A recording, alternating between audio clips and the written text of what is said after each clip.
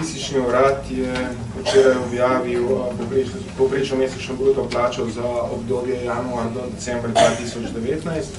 Ta znaša 1753,84 evra in je bilo ugotovljeno, da je bilo v primerjavi s predhodnim koledarskim letom, se pravi z letom 2018, prišlo do 4,3%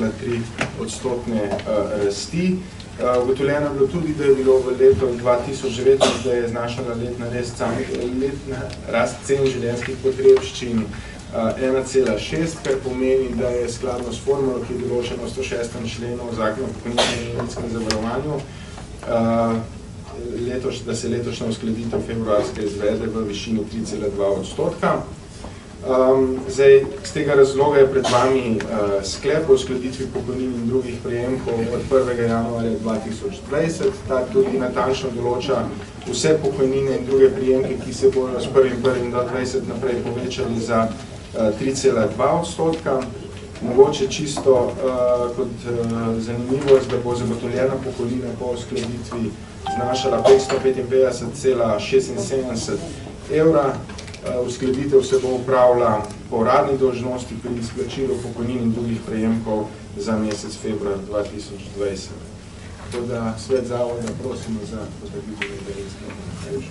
Hvala dr. Rambusu, odpiram razpravo. Verjetno se tudi kdo od vas ugriznil jezik, tako kot sem se jaz lansko leto enkrat je 2,8,2,7, zdaj prejšnji mesec sem še zmeraj računal, da bo tam, če že ne 3,5, 3,4 ali pa 3,3, matematika je pa dokaj egzaktna, ker nimamo gotosti, se razpravlja, pa kljub vsemu sprašujem, bi želel kdo kaj vprašati, gospa? Izvolite. Mogoče res, da bi lahko rekli, da vendar redna uskladitev 3,2 že dolgo ni bila tako visoka, da bi naj bili zadovoljni, vendar glede na situacijo, ki jo vsi spremljamo, predvsem v organizacijah starejših, ugotavljamo iz dneva v dan vse večje nezadovoljstvo, ker beležimo skoraj ne iz dneva v dan, iz ure v uro povečevanje stroškov. Tako v domovih za starejše, komunalnih storitev in še mnogih drugih, da seveda ta uskladitev pokojnin ne bo seveda prinesla neki dodatek, ampak bo seveda še vedno v denarnici manj. Zato in v tej formuli, ki je zakonska, seveda vendar ugotavljamo, da sindikatov, v Zvezi svobodnih sindikatov smo že pred časom sprejeli stališče, da bi naj bilo razmerje plače pokojnine 72%. Vemo, da to še zdaleč ne bo hitro tako in seveda v tej formuli še razmerje seveda nikoli se ne bo popravilo. Moram pa reči seveda, da da je še vedno zelo aktualno tudi naša zahteva po zaostanku zaradi neusklajevanja, po izredni uskladitvi, zdaj znaša to 5,6 in smo na nek način vendar en korak naprej dosegli, da je ekonomsko-socialni svet na seji sprejel predlog, da se v okviru delovne skupine, ki se ukvarja z pogajanjem o pokojninsko-sistemskih vprašanjih, dala to na dnevni red in čim prej ne bo se čakalo analize, ki jo pripravlja Ministrstvo za delo. Hvala. Vsem lep pozdrav. Jaz k temu, kar je povedala moja predhodnica, nimam kaj, tudi k samemu logičnemu sklepu. Ne moram imeti pripombe, kajti zakon je zakon. Upam, da so podatki točni, da so objavljeni taki, kot morajo biti, ampak bi pa nekaj drugega rada povedala. Da bi ponovno prosim zdaj ob tej priliki, glede na to, da smo v finančnem načrtu sicer žal, bom rekla, nakazali, morda res preuranjeno, tudi jaz, kot sem o tem napisala članek, 3,5, ampak moram povedati to, da naš tisk že lep časa to piše in so ljudje s tem seznanjeni in to pa mene zdaj malo moti, se pravi, da seveda preko naših medijev mi na veliko in široko obljubljamo ljudem 3,5, pa se nam, jaz sem rekla, še tik pred sejo kolegici sem rekla, no, verjamem, če bo glih 3,5, imamo že izkušnje, lani je bilo 2,8, pa pride 2,7, no sem rekla, letos bo pa mogoče vsaj 3,4, ne, zdaj pa vidim, da je celo 3,2, to je 10% tega, kar smo preko medijev obveščali.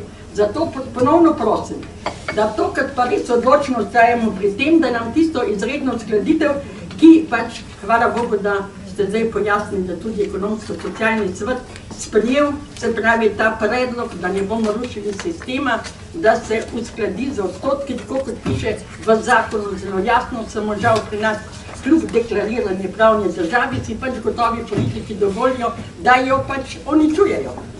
To se pravi, da naj nam malo prej dajo, ker zdaj ne bo 3-5, kot smo načrtovali v finančnem načrtu, pa nam pa lahko izredno dajo. Z oktobrom vsaj, lepo prosim, da vztrajamo pri takem predlogu. Hvala lepa. Hvala, gospod Tominšek. Želi še kdo razpravljati, preden dam besedo generalnemu? Nihče, generalni izvoljen. Ja, tudi jaz sem upal, da vsaj 3-3, ko sem razdelal. Vedeli smo, da ne bo 3,5. Jasno pa mi pri finančnem načrtu moramo upoštevati napovedi, jesenske napovedi, kjer je bilo za plače 4,6 in za inflacijo, se pravi rast življenjskih stroškov, 1,8.